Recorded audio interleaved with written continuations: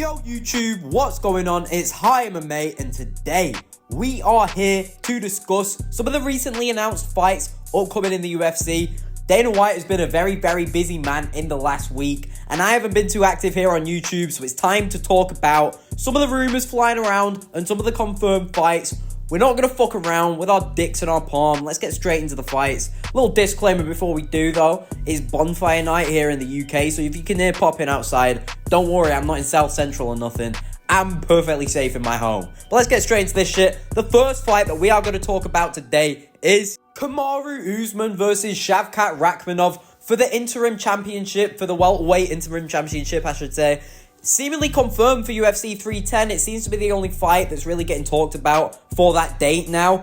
Alex Pereira's been ruled out for some reason. I can't remember what the fuck it was. But this is the fight that I wanted to see the most anyway. I think these two, more than anyone, have the right to be fighting for the interim championship. If you want to, discredit Usman, fair enough. But he's the second greatest welterweight of all time. What do you expect that the UFC is going to do? You know what I'm saying? And I think this is a winnable fight for Usman, depending on how his knees are. If his knees are just completely fucking blown, then Shavkat's gonna find the finish on the feet. But if not, we might see Usman just get a decision win. I don't think he can finish someone like Shavkat though. We will have to wait and see. And then the winner of this would then go on to fight Baralho.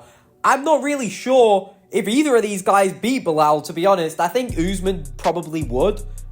But I'm not sure about Shavkat. I was saying this in the lead up. We're going to have to wait and see though. Comment down below who you think is going to win this fight. And let's not fuck around. Let's get straight into the next one. We are talking about Islam Makhachev versus Arman Tsarukyan. Seemingly confirmed for UFC 311 or 312. Wait, no, not 312. I'm pretty sure that's in Australia.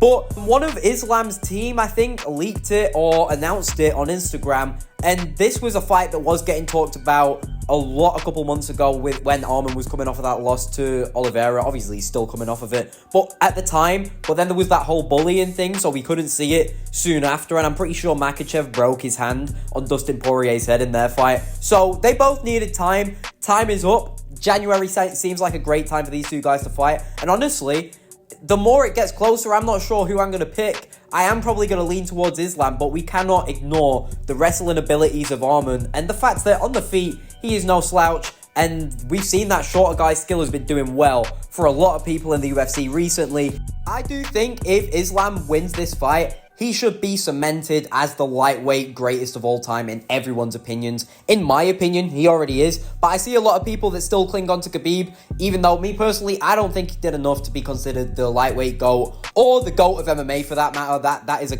crazy take.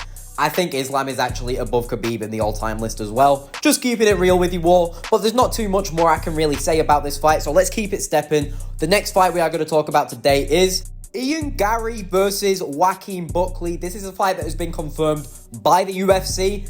Two really underrated fighters in the welterweight division here going at it. Honestly, I'm not really too sure who to choose. You've got Ian Garry with some of the best striking in the division. Really great distance management that might cause a lot of trouble for the shorter guy in Joaquin Buckley. But as we talk about Buckley, we saw in his last fight, he took on quite literally the tallest welterweight contender and dominated him in the grappling. We might see him do that here with Ian Garry because I personally think that Ian Garry's wrestling capabilities aren't that good. I think he's got good jiu-jitsu, but I don't know if he's really going to be able to hang in there on the ground with Joaquin Buckley. And we know Joaquin Buckley has some crazy kicks, some really underrated taekwondo, and we also know that he has some crazy power in his hands. And Ian Garry was getting touched up a tiny bit in some of his previous fights, but against someone like Jeff Neal, who wasn't being his usual self and throwing lots of heavy-handed boxing combinations, we didn't really see him get tagged as much as he might get tagged against a really hungry upcoming contender like Joaquin Buckley. So we definitely should see this fight, and I'm glad the UFC has made it. The winner should go on to go into a number one contenders fight, probably with Jack Della Maddalena. I'm thinking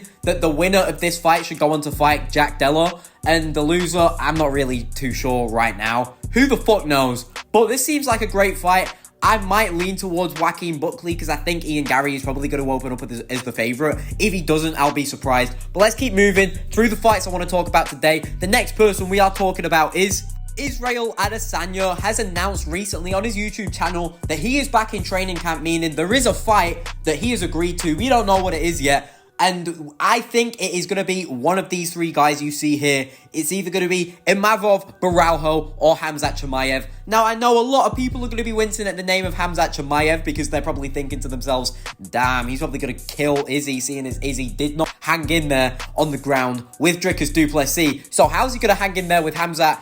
I don't think he would do at all, but it would still pull in crazy numbers. The UFC might be interested in making this fight, man, because Khamzat barely took any damage in that fight, and these are two huge names in middleweight, possibly one of the biggest pay-per-views 2025 right there. So why not make that fight? And then talking about the other contenders, I see a lot of people saying that it might be Asadine Imavov that Israel Adesanya fights next. Now, if this fight happens, I won't complain because I think these are both two really high-level strikers in the middleweight division. You've got Imavov, who I personally think is one of the most underrated strikers in the UFC altogether. He has some really, really great takedown defense as well. Not that we'll have to see that too much against someone like Israel Adesanya, but I feel like if it's going to be either of them, and Imavov will be the one to include the grappling, if in the striking sequences he's not doing as well, because we know that Israel Adesanya's boxing recently has looked really, really good.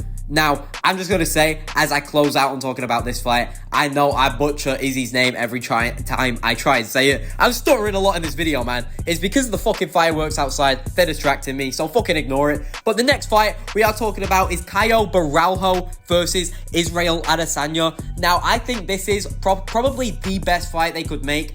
I personally, in my heart, want to see the Khamzat fight the most, just because I want Khamzat to really earn the title shot so that he has a really good resume to be bouncing off of going into his championship reign. But if not that fight, it should be Baralho. I think he did enough to earn the Izzy fight in knocking out motherfucking Jared Cannonier. That was a great fight. I fucking loved that fight. And I think that we would be seeing another 6 striking matchup right here with Adesanya. I think, though, that the grappling capabilities of Baralho would come in very, very useful. And I think that if he mixed it in with Izzy, we could see possibly a really dominant decision win for Caio Baralho. I'm not going to lie, I'd probably lean towards Caio going into this fight. I'd lean towards Izzy going into the Imavov one. But you know what? Caio Baralho and Khamzat Chimaev are some new era fighters, man. I'm always talking about them in my videos. They're really, really good. And bro, we're just going to wait and see. We don't know who it's going to be, so I don't want to speak my opinion too much on these fights in case one of them doesn't get announced. But you see where I'm going with my points, so let's keep it moving on to the last subject of today's video. It is Brandon Moreno, recently coming off of a really good win against Amir Albazi. Now, this fight proved that Moreno still does have championship skill and that he still has the potential to get the belt back off of Pantoja if Pantoja doesn't lose it against Kai Asakura in their upcoming fight. Now, me personally, I really want to see Asakura win that fight just because I want to see some new names in the UFC with the belts. I want to see some crazy shit like a rising champ coming over and taking the UFC belt. You see what I'm saying? So I just wanted to take a little bit of time at the end of this video to talk about how crazy a future matchup between Kai Asakura and Brandon Moreno would be. Also at flyweight, we have to talk about the fact that Makhachev has announced that after 2 fights outside of the UFC, he's going to be let back in. That is another huge problem for flyweights. A lot of those flyweights are going to be keeping that in mind going into their next upcoming fights because they know that they might potentially have to be the comeback fight for Mohamed Makhachev. Because of his bad behavior with the UFC, I won't be surprised if they force him to fight an unranked contender and build his way all the way back up. So we'll have to wait and see. But you know what, everyone? I'm going to wrap up the video here. Just a short one today. I want to thank you all for watching. I hope you have a good, nice day, evening, whatever the fuck you're doing. And you know what I'm going to say? You don't have to like, you don't have to subscribe. Do what the fuck you want, man. But I'll catch you all in the next video. Peace out.